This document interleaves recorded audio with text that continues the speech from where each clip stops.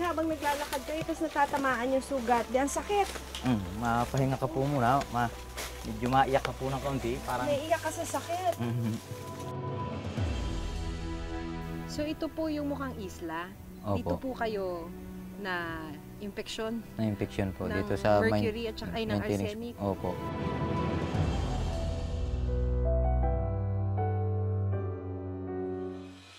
Labing-walong taon na nakakalipas mula nang maganap ang Mar-Copper mining disaster sa Marinduque.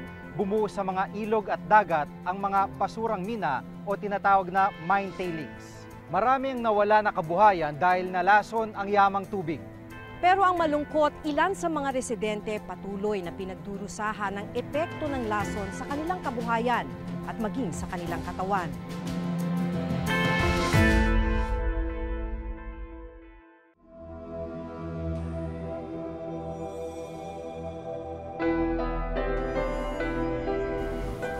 Hello po. Kumusta na po kayo? Ano nangyari? Isang paa po yung Pinutol. pinutol. Kailan po pinutol? 2002 po. 2002 pa. Dito sa Barangay San Isidro sa bayan ng Santa Cruz, Marinduque, nakilala ko ang mangingisdang si Wilson Manuba, 43 taong gulang. Putol ang kanyang dalawang paa. Simula po noon, bata pa po, nakaapak po ng itak. Patapos din po, barang hindi ko po binabali, pumunta na po ako ng dagat. Yun po pala, pinasukan ng parang mercury po yung aking sugat. Matapos masugatan ng itak at lumusong sa dagat, napansin raw ni Wilson na hindi gumagaling ang sugat sa kanyang mga paa.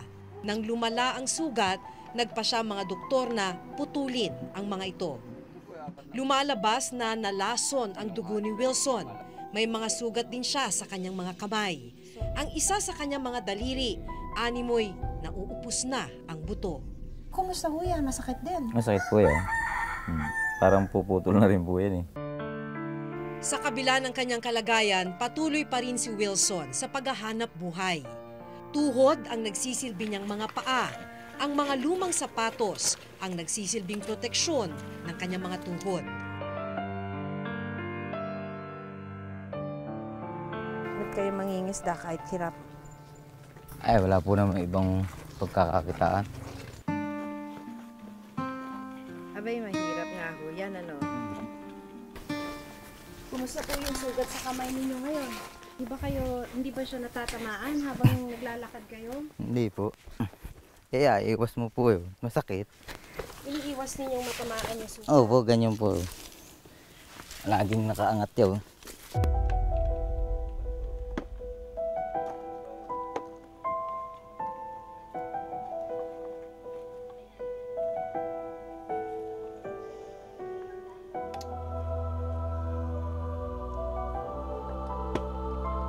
Paano pag habang naglalakad kayo, tapos natatamaan yung sugat, di ang sakit?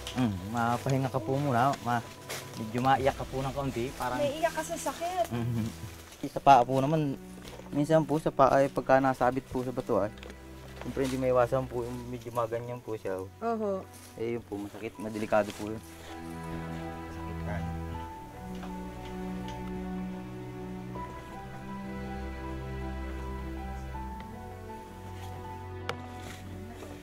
Alin po dito yung bangka ninyo? Yun po ay mali.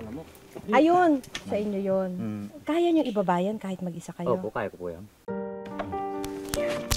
Okay.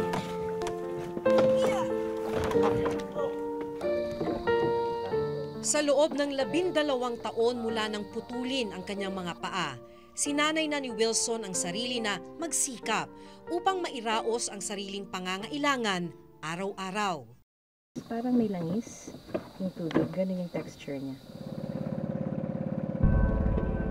Sa patuloy naming pag-uusap, naikwento ni Wilson ang dahilan ng kanyang kondisyon. Dito sa Calancan Bay pala nagmula ang nakalalasong kemikal na naging sanhi ng pagkaputol ng kanyang mga paa. So ito po yung mukhang isla.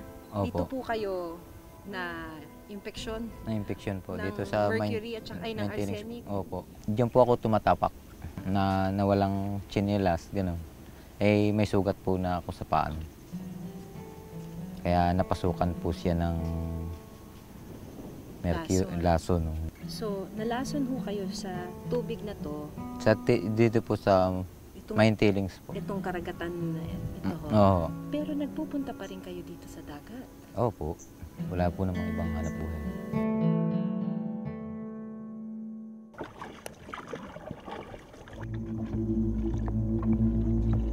Mula 1975 hanggang 1991, pinayagan ng ating gobyerno ang Mark Copper Mining Corporation na magtambak ng kanilang mine tailings dito sa Calancan Bay sa bayan ng Santa Cruz, Marinduque. Umabot ito ng 200 million tons o katumbas ng 80,733 Olympic-sized swimming pools. Mula sa malayo, mukha siyang napakaganda na white sand beach. Pero ito yung tambak ng mine tailings na naipon sa napakatagal na panahon. Kaya eto tayo ngayon, nakatungtong sa isang parang isla.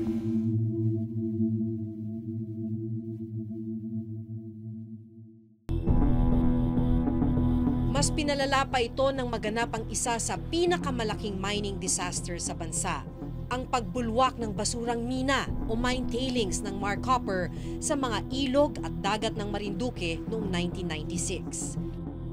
Hanggang ngayon, nakalagak pa rin sa Boac River at sa dalampasigan ng Marinduque ang basurang mina, unti-unting nilalason ang probinsya.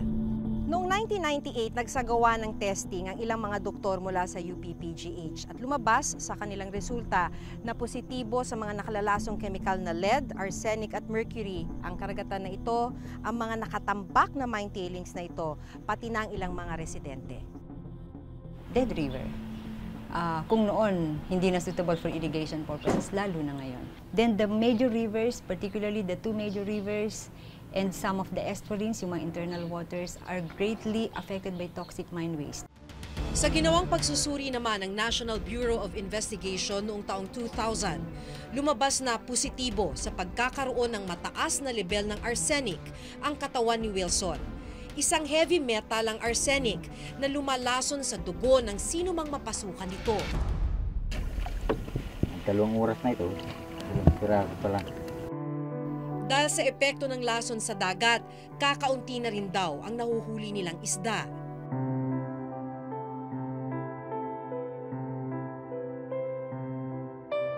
Ito yung mga 200 piso man lang. Mga 3 kalahati gano'n. Konti na yan. Wala namang utik ng ulam.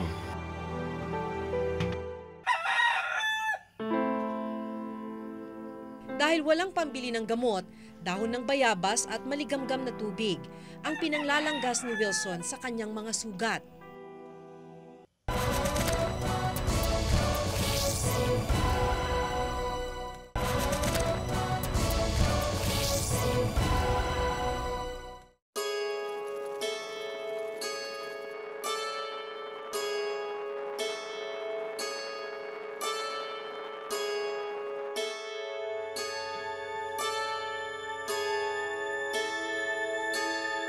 Pag-uwi sa kanilang bahay, naghanda naman si Wilson sa paglilinis ng kanyang mga sugat sa kamay at paa.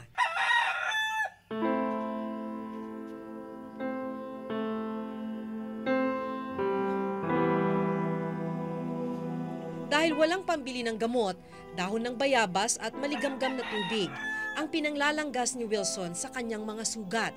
Kaya araw-araw niyo ginagawa? Araw-araw, umaga, hapon, tanghali. Bakit o?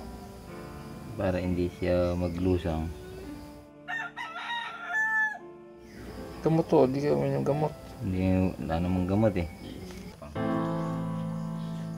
Pero bukod kay Wilson, nalaman naming maging ang kanyang ama na si Tatay Pedro na apektuhan din ng lason ng minahan. Ayon sa isinagawang pag-aaral ng NBI, positibo rin siya sa pagkakaroon ng arsenic sa katawan. May mga sugat na rin sa kamay at paa si Tatay Pedro. Naaalala niyo po ba kung kailan niyo napansin na nagsusugat na siya? Ay naman po nga yung magpatulo sila, ay doon, napansin namin na narami itong masakit na ito. Kahit pina-opera mo, mabalik. Mga heavy metals na yan, pag pumunta dun sa tubig na pinagkukunan nila ng inumin o kaya sa dagat na pinagkukunan nila ng kanilang pagkain o mga isda. So through ingestion, no, nung water, contaminated water at saka ng pagkain o isda, yun, kahit sa halaman or yun sa mga agricultural products, so pwede rin siya. So pwede nilang pumasok sa katawan nila yon sa skin contact, no? So pwede siyang ma-absorb sa skin, especially kung meron kang open wounds. So, yung arsenic, parte rin niya sa lupa pag minina, no? Iyon din, ang epekto niya, mapapansin mo may merong mga skin diseases, no? So, yung iba nga nagkakaroon ng keratoma or teratoma, no? Hirap na ring maglakad si Tatay Pedro, pero ang mas ikinababahala niya sa ngayon, matulad siya sa sinapit ng kanyang anak. Ang Mar Copper Mining Corporation ang numero 1 nagsusupply ng tanso sa bansa noong dekada 60. Dito rin naganap ang pinakamalalang mining disaster sa bansa at buong Timog Silangang Asya noong panahong yun. Ang Mar Copper mine spill kung saan bumulwak ang tone-toneladang basurang mina sa kabaan ng Boac River.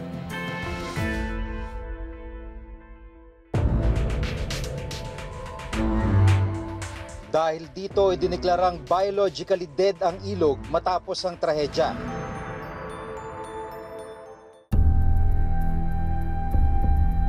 Bakit yung mga isda na maliit, hipon, ang naglabasan doon sa bukan, nagpakapula noong tubig. Talaga namang ang baho. Kaya siguro nagparunan sa bukal ay mayroong nagkakamatay na ng mga hipon. Ang kumpanyang Placer Dome ang nagmamayari ng Mar Copper. Pero noong 2006, pinili ng Canadian company na Barrick Gold ang Placer Dome. Matapos ang trahedya, nagsampa ang provincial government ng Marinduque ng kaso laban sa Placer Dome at Barrick Gold. Ang hinihingi ng provincial government, $100 million o 4.5 billion pesos. Ito raw ang kabuuang halaga ng pinsala ng trahedya at ng gagawing rehabilitasyon sa mga naapektuhan.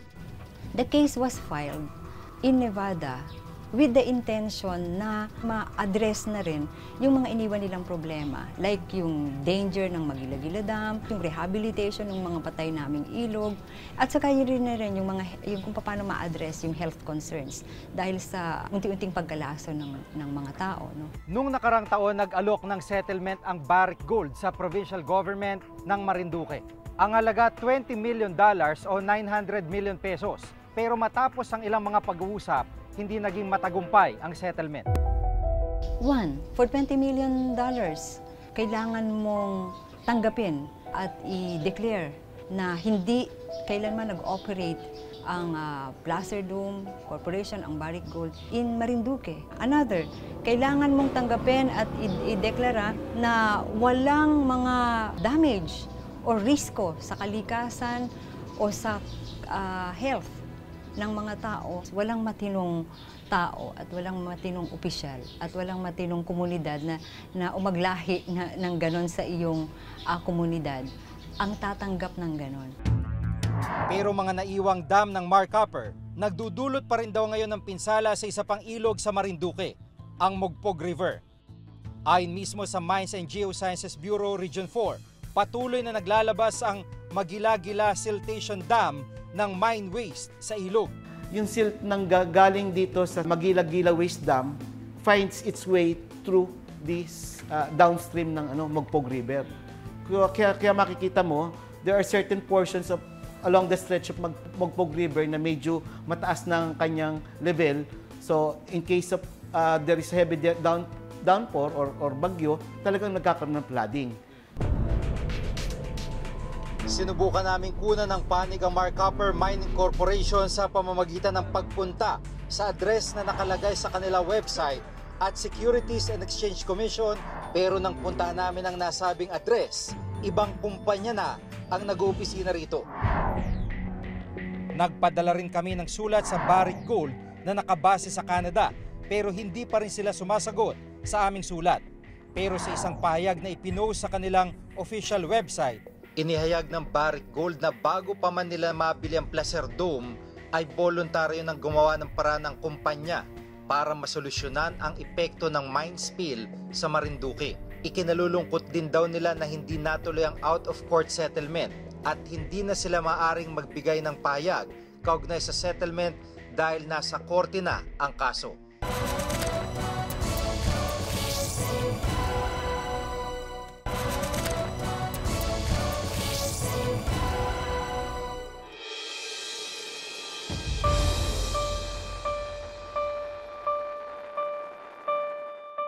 Labing-walong taon matapos ang mining disaster sa Marinduque, ramdam pa rin ng ilang residente ang pinsalang dulot nito.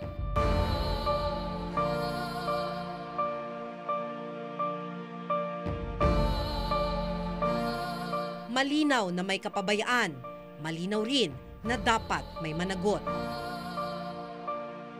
At ngayong nasa kamay na ng hukuman ng kaso, ang tanong, hanggang kailan maghihintay ang mga gaya ni Wilson? Itong mas pinalawak na paglalantad sa mga isyu ng bayan, ako si Giga Manikad. Hanggang sa susunod na Huwebes na pagbabantay sa pamahalaan at lipunan. Ako si Maki Pulido at ito ang nakatala sa aming Reporter's Notebook.